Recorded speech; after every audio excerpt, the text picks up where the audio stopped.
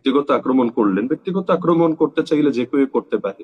রেজন রফিকে ভাইয়ের পূর্ণাঙ্গ জীবনী না হলেও গত 7-8 বছর আমাদের সামনে আছে। তিনি কখন কার পক্ষ নিয়েছেন, আবার দুদিন পর তাকে লাথি মেরেছেন, তার উস্তাদের পক্ষ কখন নিয়েছেন, আবার দুদিন পর উস্তাদকে ক্রিটিসাইজ করেছেন, সব আছে। কিন্তু ব্যক্তিগত আক্রমণে আমি বিশ্বাসী না।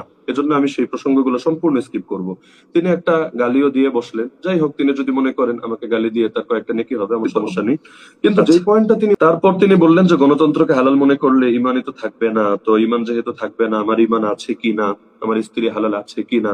যাক, মাশাআল্লাহ, তিনি আমাকে নিয়ে বেশ চিন্তিত, এবং তিনি আমাকে হয়তো কালেমা পড়ানোর জন্য মানসিক ভাবে রেডি আছেন। এজন্য তাকে আন্তরিক ধন্যবাদ। এই যুগে এমন উপকারী বা কয়জনে করে। তো আমার ইমান আছে কি না এটার ব্যাপারে আমি তো বললামই যে যেই কারণটা তিনি দেখালেন তার ব্যাখ্যা তো আমি স্পষ্ট ভাবে দিলাম। তারপরও যদি মনে হয় তার কাছে যে না, আমি আর মুসলমান নেই, আমি কাফের হয়ে গিয়েছি, স্পষ্টভাবে ফতোয়া দিতে দ্বিধা নেই। অতীতে এমন বহুত হয়েছে। ইমাম বুখারী রাহমাতুল্লাহ আলাইহিকে তার জামানায় ফতোয়া দিয়ে দেশ থেকে বের করে দেওয়া হয়েছে। ইমাম ইবনে তাইমিয়াকে ফতোয়া দিয়ে জেলে এতবার ঢোকানো হয়েছে, আল্লাহর বান্দা লাশ হয়ে কারাগার থেকে বের হয়েছে। তো ফতোয়া তো রাজনৈতিক টুলস হিসাবে বহুত সময় ব্যবহার হয়। সম্প্রতি আমাদের সিলেটের এক মুফতি সাহেব ফতোয়া দিয়েছেন জামাত ইসলামী সহ সমস্ত এই জোটের দলগুলোকে ভোট দেওয়া হারাম। চরমোনাই জোট থেকে বের হলেও তাদেরকেও দেওয়া হারাম। শুধু তার যে একটা দল আছে যারা বিএনপির সঙ্গে জোটবদ্ধ, তাদেরকে দেওয়া হালাল।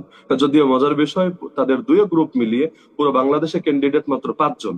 তার মানে বাকি 295 আসনে কাকে ভোট দিয়ে ইমান বাঁচাবে? তার মানে বোঝাই যাচ্ছে যে এখানে যারা জাতীয়তাবাদের আকীদায় বিশ্বাসী তাদেরকে ভোট দিলেই এটা হালাল হবে। এমনকি শুনেছি, আল্লাহ ভালো জানেন, সেই মুফতি সাহেবের জামাই যারা লন্ডনে থাকেন, একজন জামাত ইসলামী করেন, একজন খেলাফত মজলিস করেন।